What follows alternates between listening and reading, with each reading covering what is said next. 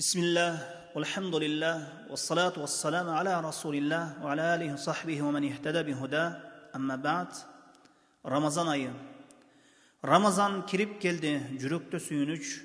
Жыл бою күткөн сагынычтуу күйүнүч. Рамазанга жеткирген Аллахка шүгүр, күнөөлөр кечирилип тазарат өмүр.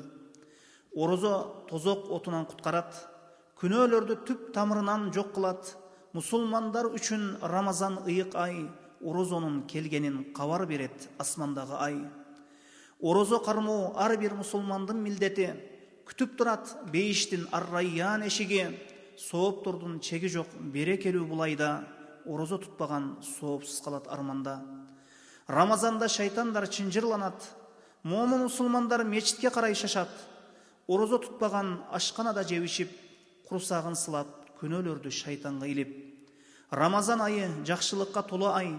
Даярдан Рамазанга калганда 6 ай. Жакшылыкта жардамдашкыла бири-бириңерге, адам шайтандарга азгырылып кетпегиле. Суу сайсың, орозоңду ач дейт адам шайтан. Бул шайтандын сөзүнө азгырылбай кач алыстан. Орозо тутуп эч ким эч качан өлгөн эмес. Орозосуз пайгамбарга чыныгы үммөт эмес. Бейишке кирүү оңой эмес. Сабырсыздар бейишке жеткен эмес. Сабыр кыл, орозо бир айда бүтүп кетет. Орозо туткан Аллах ыраазылыгына жетет. Орозо ислам дининин бир түркүгү, мусулмандар ыйманынын бир бөлүгү.